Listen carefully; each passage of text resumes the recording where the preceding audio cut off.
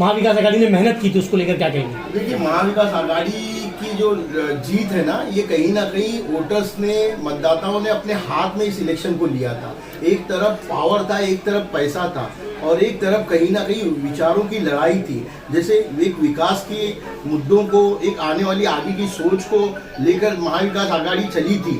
कहीं ना कहीं राहुल गांधी की जो भारत जोड़ो यात्रा थी, और अपना उद्धव साहब के जो जिस तरीके के विचार थे महाराष्ट्र के हित को लेकर, और दूरअंदेशी थी जो पवार साहब की, ये सभी चीज़ों को लेकर इकट्ठा कर जो महाविकास आघाड़ी आगे बढ़ी, और उसी का ये नतीजा है। और कहीं ना कहीं महाराष्ट्र के हो या इस देश के हो, मतदाताओं ने इस इलेक्शन को अपने हाथ में लेकर आगे बढ़ाया था, और इसीलिए ये रिजल्ट आया। बीजेपी कैंडिडेट मिहिर कोटेचा ने जो है मानकुट शिवाजी नगर की तुलना पाकिस्तान से की थी, उसको किस तरीके से जवाब देंगे, क्या कहेंगे?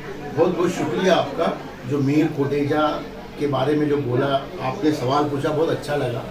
और आपके चैनलों के माध्यम से मिहिर कोटेचा से यही बोलूँगा, मिहिर कोटेचा, तो इलेक्शन के टाइम पे बहुत कुछ आप शिवाजी नगर मानकुट को बदनामी करके इसको दो जातियों में किस तरीके से इसमें ध्रुवीकरण होगा, और इसके लिए इलेक्शन ये विकास के मुद्दे पे ना तो जाति धर्म पर कैसे जाएगा, इसकी इन्होंने बहुत प्रयास किया। कहीं ना कहीं शिवाजी नगर मानकुट तालुके के बारे में बोला कि यहाँ पर क्राइम ज़्यादा होता है, यहाँ पर नशाखोरी होती है। तो मेरे मिहिर कोटेचा से यही कहना है, मिहिर कोटेचा जी, आप गुजरात से आए हो, अभी तक बम्बई को या मानकुट शिवाजी नगर को जानते नहीं हो। यहाँ से आज के टाइम पे आपको बता देता हूँ, 96% लाने वाली लड़की शिवाजी नगर मानकुट से। IAS बना हुआ लड़का, अभी हाल फिलहाल की बातें कर रहा हूँ, इतिहास की नहीं, अभी ये सब रिजल्ट जो भी अच्छे हुनर स्टूडेंट हो या अच्छे बड़े बड़े बिजनेसमैन भी हमारे शिवाजी नगर मानकुट से।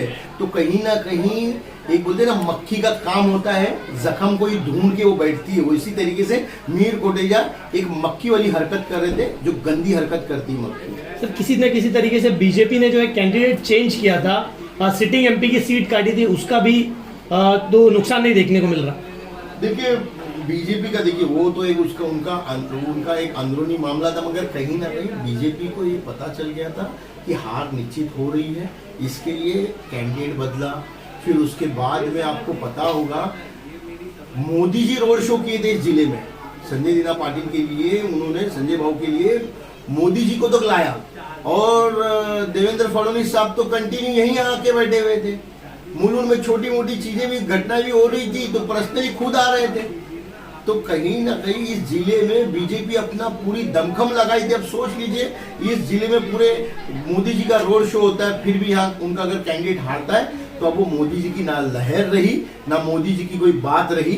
सभी लोगों को समझ में आ गया कि मोदी जी कहीं ना कहीं पूरी तरीके से एक झूठा व्यक्तिमत्व है, जो अपने आप को इस जमीन पर अपने मुंह से और कुछ गोदी मीडियाओं के जरिए से परमात्मा घोषित करने के लिए लगा हुआ है। इरफान त्रिवेदी जी, क्या लगता है सेंट्रल में इंडिया अलायंस की हुकूमत बनने जा रही है? देखिए, ये तो बड़ा विषय है और बड़े बड़े नेताओं का विषय है, और ये हमारे महाविकास आघाड़ी के जो वरिष्ठ नेता हैं, ये सब मिलके आने वाले पूरी तरीके से मैंडेट को क्लियर हो देखते हुए वो अपना आगे का कदम उठाए।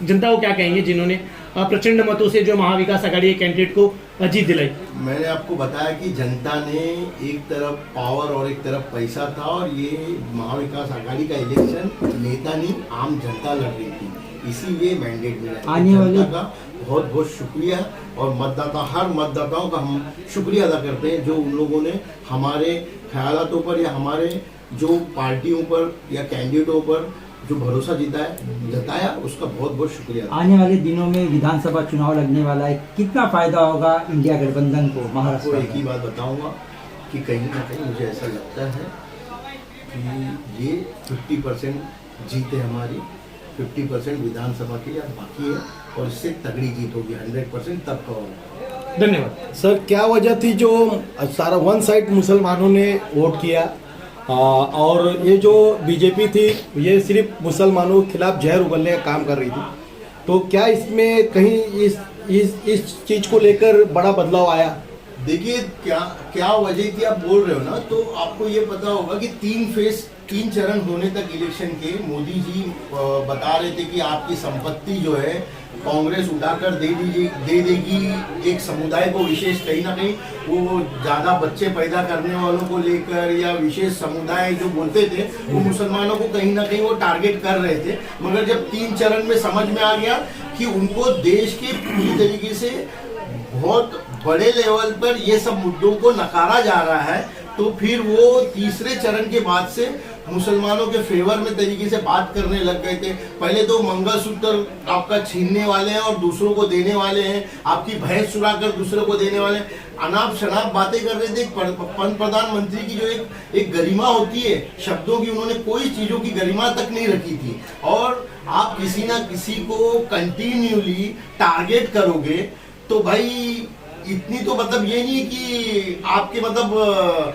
हर एक तीर सहते रहना, ये लोकशाही है, लोकतंत्र है, इसमें हमारा जो अधिकार है मत का, तो आप अगर हमारे खिलाफ इस तरीके से जहर उगलोगे, मतलब एक मुसलमान, मैं भी मुसलमान कम्युनिटी से हूँ तो मैं खुलेआम तौर पे आपको बोलता हूँ, अगर आप हमारे खिलाफ जहरी उगलोगे तो हमारा जो मत है वो कहीं ना कहीं हम लोगों के, हमारे को जो विचार और विकास को लेकर जो दिख रहा है, जो हमारे साथ दे रहा है, हम उसकी तरफ जाएंगे।